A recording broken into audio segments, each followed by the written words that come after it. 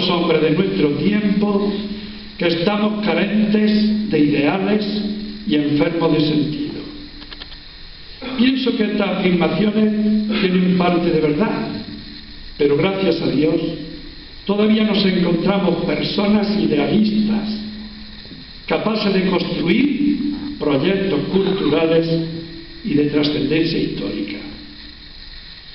Quizá estos ideales y objetivos me han impulsado a entregarle a mi pueblo de forma altruista mis trabajos de poeta de campo con un sabor dulce y bello. Al escribir varios libros poéticos, históricos, dedicados en exclusiva a la naturaleza de Luque, he tenido el propósito y la curiosidad de adentrarme en sus raíces más genuinas.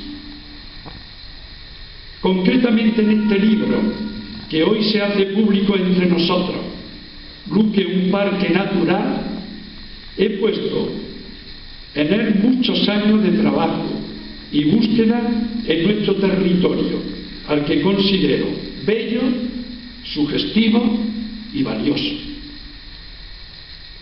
Empecé a entusiasmarme por estas tierras desde que mis padres amasaron en mi sensibilidad infantil la cultura del campo. Ellos sabían perfectamente darme las mejores lecciones de amor y respeto a la naturaleza viva luqueña y un cariño excepcional a la fe y costumbres del poblado. Podría deciros que jamás se reconocieron asociados mis padres a ningún movimiento ecologista, pero sí fueron defensores intachables de su entorno y de su gente. No desistieron ni claudicaron de este empeño diario y permanente. A mí personalmente me llevaron a beber de estas aguas educativas e imposible de olvidarlas. Tengo 77 años, imposible de olvidarlas.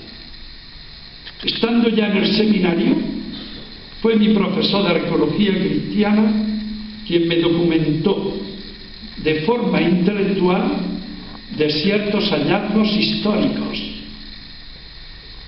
Dialogamos mucho y con bastante confianza le contaba lo que mi padre en sus labores de campo encontraba hollando sus propios olivos. Esta ciencia experimental convertida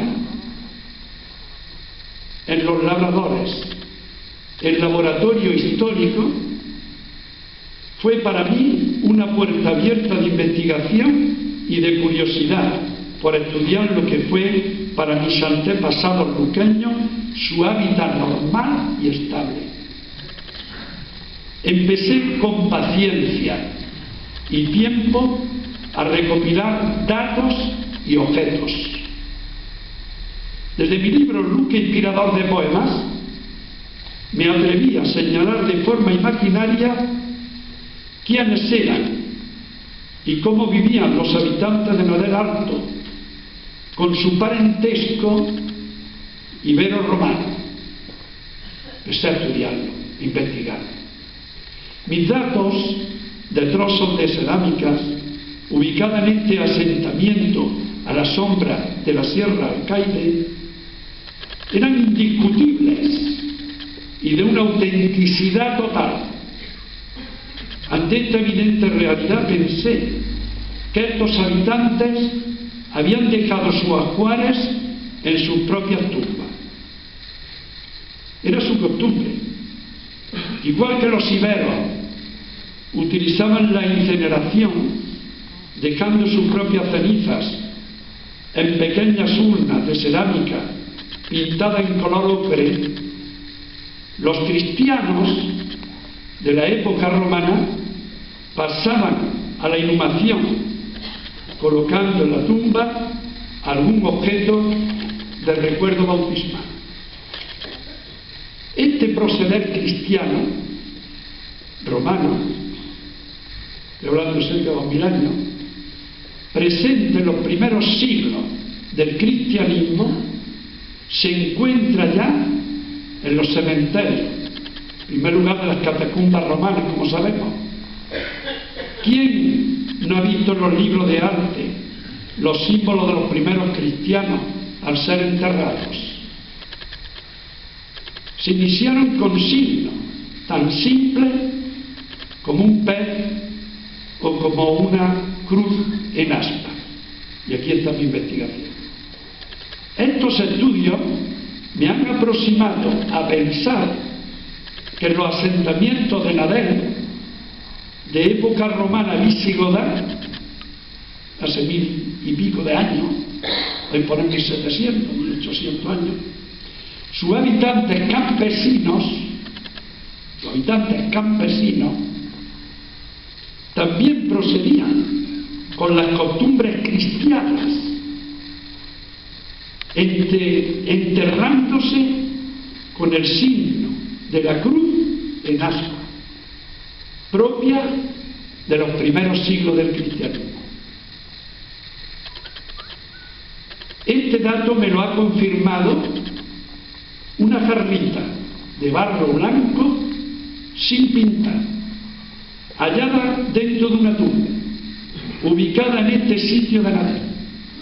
La cruz en aspa, que está grabada en esta jarrita funeraria, es la clásica cruz de San Andrés, cruz grabada en aquellos tiempos, pues hasta los estandartes del emperador Constantino, en 313, cuando venía conquistando España, porque no existía la cruz latina nuestra, sino que la primera cruz que ya se está dando es la cruz, como sabéis, en aspa, llamada la cruz de San Andrés.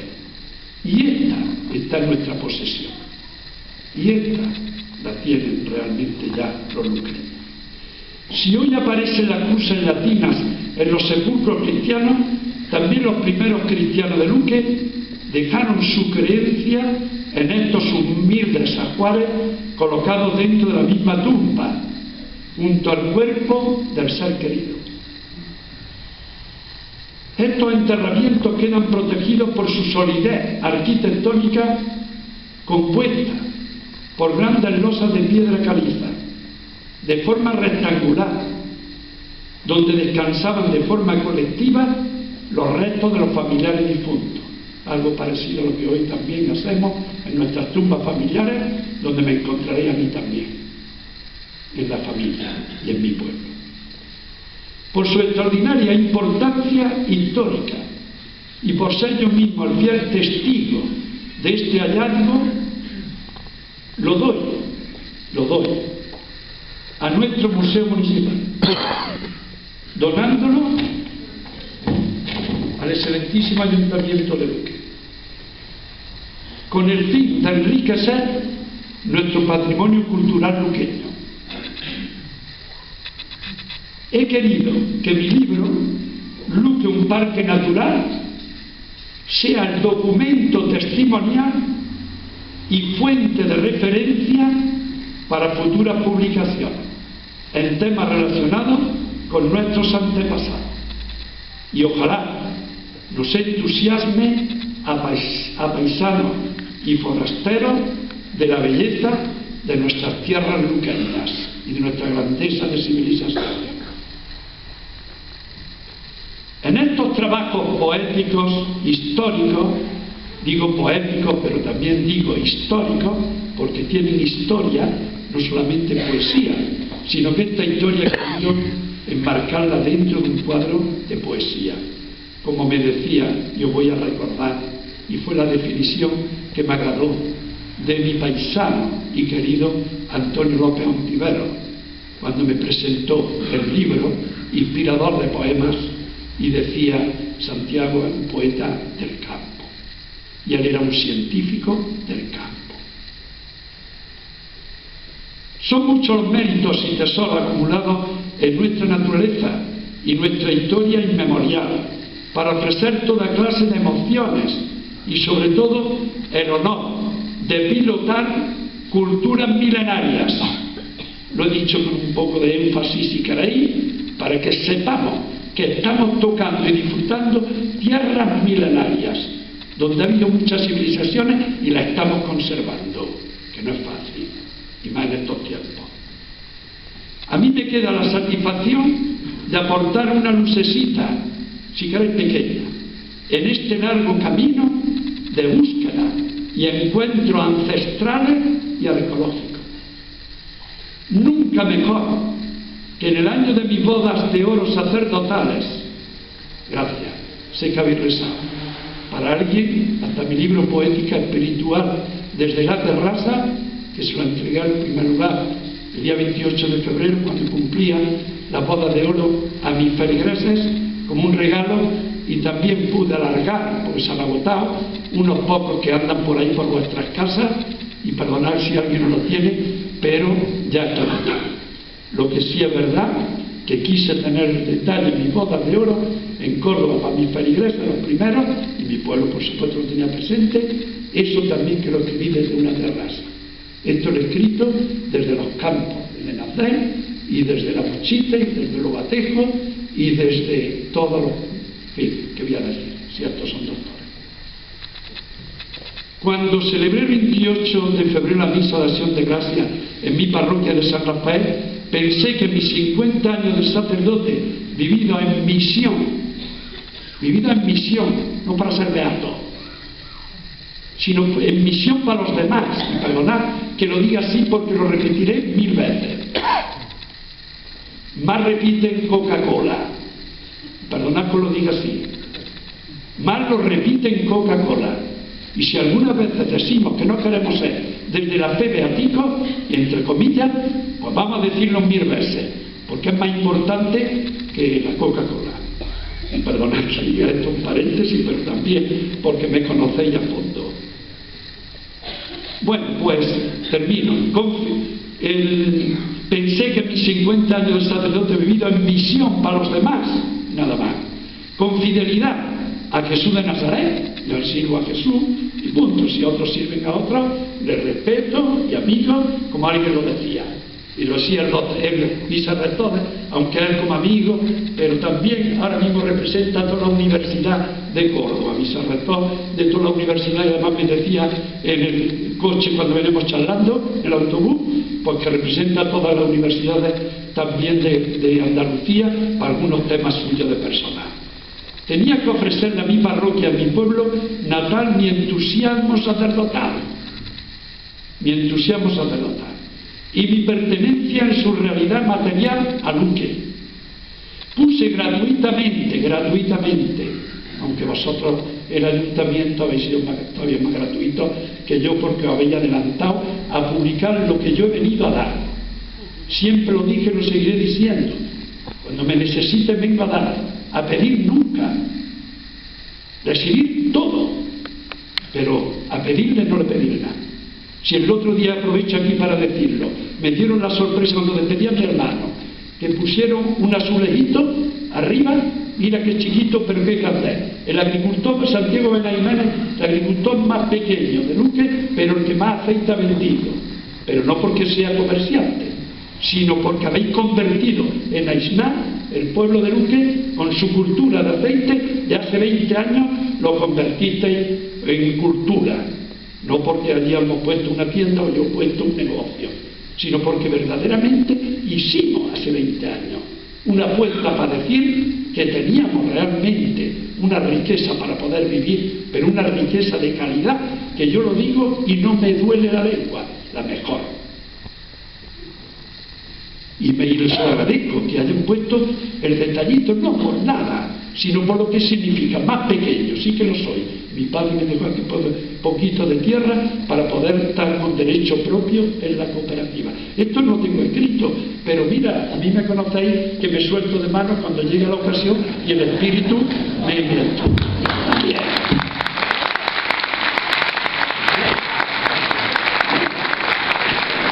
Ha sido el libro de mi vida, como diría, ya no hay mucho que leer, ha sido el libro de mi vida, como diría Santa Teresa, poética espiritual.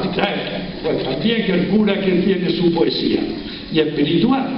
he pensado que para tiempos recios como los actuales se necesitan convicciones profundas. La superficialidad y ligereza no son las mejores actitudes de evangelización. La superficialidad y ligereza, con eso no evangelizamos a nadie, hombre. En general creo que existe en la misma pastoral de la Iglesia un déficit de profundidad religiosa. Quizá este análisis me ha movido a dejar por escrito un camino actual de espiritualidad sacerdotal. De ninguna manera he pensado que soy importante, lo sabe Dios, pero veo que el dedo providencial de Dios se sirve de nuestras pequeñeces y los efectos a veces son sorprendentes. El de hoy, 28 de noviembre, es sorprendente para Luque, gracias a Dios, porque Dios lo ha querido. También me ha parecido oportuno, con ocasión de esta efeméride sacerdotal, dejarle a mi pueblo este libro, Luque, un parque natural. Es mi exaltación lírica a los elementos más sustanciales del territorio luqueño. Para mí tienen un sabor romántico y único. Rezuman poesía e historia. Han configurado mi personalidad. Por eso no me arrepiento, así que soy también sacerdote campesino. De tal manera que intuyo cada vez más el deseo innegociable de formar parte existencial de mi propia tierra luqueña. Y va para vosotros. Diría con liturgia sacerdotal que mi cáliz de ofrecimiento a mi pueblo está lleno de agradecimiento hacia todas las personas que con su bondad y generosidad han hecho posible un fiel entusiasta de mis raíces y sobre todo del amor inconmensurable que siento y sentiré siempre por mi pueblo. El acto de esta noche, organizado por el excelentísimo Ayuntamiento de Luque, con su alcaldesa, yo no te digo ya feliz, a la cabeza y demás autoridades, reconforta y por supuesto me anima a seguir difundiendo nuestra cultura e historia luqueña. Si hemos sido privilegiados por vivir dentro de un parque natural, si hemos sido privilegiados, hemos nacido en un parque natural, también nos sentimos orgullosos de transmitir estos valores. Termino dando las gracias a todos mis paisanos y mis familiares presentes y ausentes. Y aquí, pues, también mi parroquia, que nunca me deja. Gracias. Y gracias a todos. Ojalá este libro sea el homenaje que se merece Luque en cualquier sitio donde se lean estas páginas dedicadas a Luque